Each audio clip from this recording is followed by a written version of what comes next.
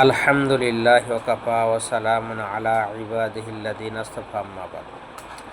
আলহামদুলিল্লাহ, সমস্ত প্রশংসা আল্লাহ জাল্লা শানহুর জন্য, যিনি আমাদেরকে জমিনের ময়দানে ইনসান হিসেবে সৃষ্টি করেছেন এবং আমাদের জিন্দিগি সুন্দর হওয়ার জন্য, আমাদের আখরাত সুন্দর হওয়ার জন্য আল্লাহ জাল্লা শানহু আম্মা নাওয়ালহু অনেক সুন্দর সুন্দর আমল দিয়েছেন। সেই আমলগুলোর মধ্য থেকে একটা আমল হচ্ছে 5 ওয়াক্ত নামাজ। তো আমরা সমস্ত মুসলমানই 5 ওয়াক্ত নামাজ পড়ি, আর 5 ওয়াক্ত নামাজ সম্বন্ধে আমাদের পুরা ধারণা আছে, কীভাবে পড়তে হয় পুরা ধারণা আছে, আমাদের মুখস্থ হয়ে গিয়েছে। কিন্তু আরও 2টা নামাজ আল্লাহ জাল্লা শানহু আমাদেরকে দিচ্ছেন, সেটা হচ্ছে ঈদুল ফিতর আর ঈদুল আজহা। সেটা 5 ওয়াক্ত নয়, বরঞ্চ বছরে 2বার আসে।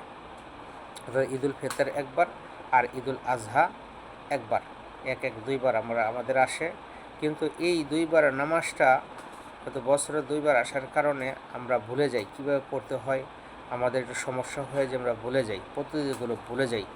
এর জন্য আমাদের এই বিষয়গুলো একটু আলোচনা করা দরকার। তো ঈদুল ফিতর আর ঈদুল আজহা 2টার নামাজ হুবহু একই ধরনের, খালি সামান্য পার্থক্য হচ্ছে এটা যে ঈদুল ফিতরের নামাজটা একটু দেরিতে পড়া সুন্নত, আর ঈদুল আজহার নামাজটা একটু সকালে সকালে পড়া সুন্নত। আর ঈদুল ফিতরের নামাজের নিয়তটা করবে ঈদুল ফিতর, আর ঈদুল আজহার নিয়তটা করবে ঈদুল আজহার নিয়ত। ঈদুল ফিতরের নামাজের ক্ষেত্রে সকালবেলা কিছু খেয়ে যাওয়া, মিষ্টি জাতীয় দ্রব্য, খেজুর জাতীয় দ্রব্য খেয়ে যাওয়া হচ্ছে সুন্নত। আর ঈদুল আজহার নামাজটা কিছু না খেয়ে যাওয়া হচ্ছে ভালো, কিছু না খেয়ে যাওয়া এবং ঈদের নামাজ পড়ে এসে পারলে নিজের কুরবানি দেওয়া গোশত সেটা থেকে কিছু খেয়ে তার কিছু খাওয়া, এটা সবচেয়ে ভালো এবং সওয়াবের বিষয়। এই বিষয়ে লক্ষ্য করা। এখন ঈদুল ফিতর নামাজ কীভাবে পড়ব সেটা তো বলবো না এখন, আজকে যেহেতু কালকে আমাদের ঈদুল আজহা, সেটা বলি। একই ধরনের নামাজ।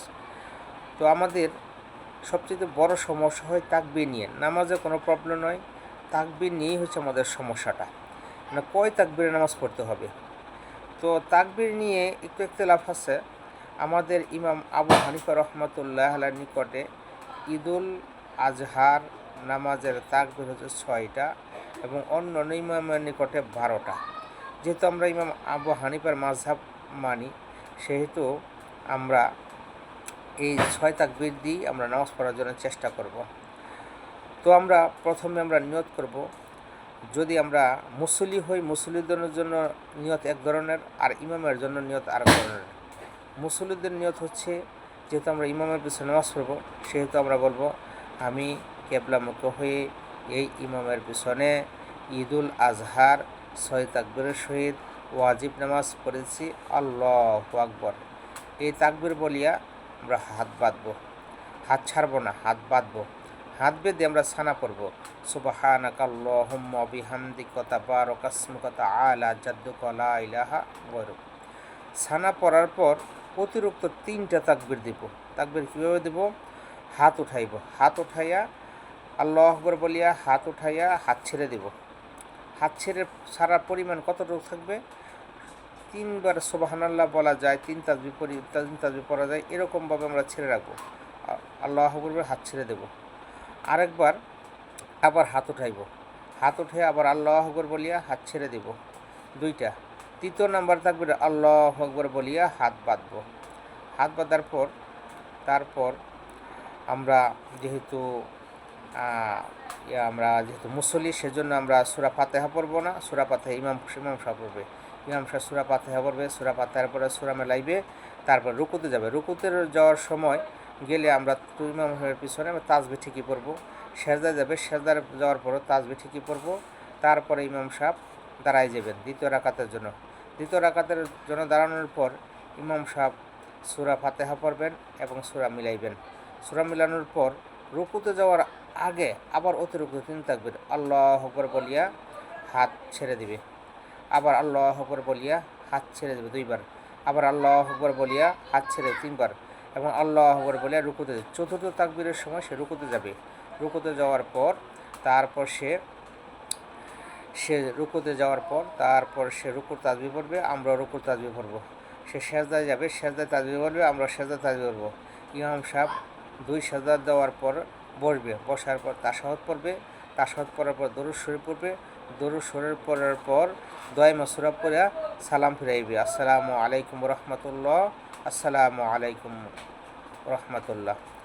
এই দরুদ শরীফ পড়ানোর পর, এই সালাম ফেরানোর পর তারপর ইমাম সাহেব খুতবা শুরু করবে। তো খবরদার, আমরা অনেকেই এর ভুলটা করি যে ইমাম সাহেব যখন সালাম ফেরায়, সালাম ফেরানোর পর আমরা উঠা ইসা পড়ি। না না না, খুতবা শোনা আমাদের সুন্নত, এমনকি ওয়াজিবের কাছাকাছি, খুব গুরুত্বপূর্ণ সুন্নত। খুতবা খুব গুরুত্বপূর্ণ সহকারে শুনবো, আমরা উঠে আসবো না। তারপর আমাদের নামাজ শেষ করব।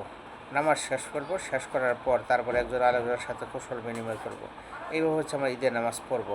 তারপর ঈদের নামাজের সুন্নত সমূহ কী?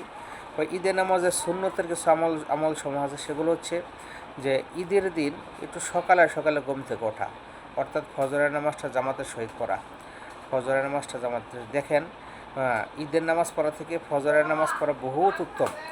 অনেকে আছে ফজরের নামাজ পড়ে না, ঈদের নামাজ পড়ে কিন্তু ফজরের নামাজ পড়ে না। না না না, ফজরের নামাজটা পড়বেন। সকালে উঠবেন, ওঠার পরে একটু গোসল করব। গোসল করার পর তারপর হচ্ছে আমরা গোসল করার পর তারপর খুশবু, আতর, এগুলো ব্যবহার করে মেসওয়াক করব। এগুলো ব্যবহার করার পর আমার কাপড়ের মধ্যে থেকে সবচেয়ে উত্তম কাপড়, একটা নতুন কাপড় পরতে এরকম না, সবচেয়ে উত্তম কাপড় সেটা পরিধান করব। পরিধান করার পর আমরা তাকবীর বলবো, আল্লাহু আকবার, আল্লাহু আকবার, লা ইলাহা ইল্লাল্লাহ, আল্লাহু আকবার, আল্লাহু আকবার, ওয়ালিল্লাহিল হামদ। এই তাকবীর পড়তে আমরা ঈদের ময়দানে চলে যাব। এবং পারলে আমরা সবাই হেঁটে যাওয়ার জন্য চেষ্টা করব। হেঁটে গেলে সৌন্দর্য বৃদ্ধি হয় এবং সুন্নত সেটা হেঁটে যাব। এবং যারা কিনা বয়স্ক বুড়া হয়ে গেছে, অসুস্থ রোগে, তাদের জন্য কোনো সমস্যা নেই, তারা ইচ্ছা করলে যানবাহনে চলে যেতে পারে। তারপর যাওয়ার সময় এক রাস্তা দিয়ে যাব এবং অপর রাস্তা দিয়ে আসার জন্য চেষ্টা করব।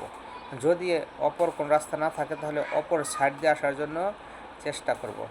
এবং ঈদের সুন্নতের মধ্যে আরেকটা সুন্নত হচ্ছে, সেটা হচ্ছে ঈদের দিন মানে একটু হাসি মুখে থাকা, বেজার না হওয়া, হাসি মুখে থাকা, এভাবে হাসি মুখে থাকবো আমরা। এবং অপরের খোঁজ খবর নেওয়া, এটাও সুন্নত, অপরের খোঁজ খবর নেওয়া। আর হচ্ছে পারলে কবর জিয়ারত করবো। কবর জিয়ারত করা ঈদের সুন্নত না, আমি গেছি, আমার কবর জিয়ারত করবো একটু, ঈদের ময়দানে গেছি, কবর জিয়ারত করবো। তারপর হচ্ছে আপনার এই সমস্ত আমলগুলো করার জন্য আমরা করব। আরও অনেক আমল আছে, এগুলো করব।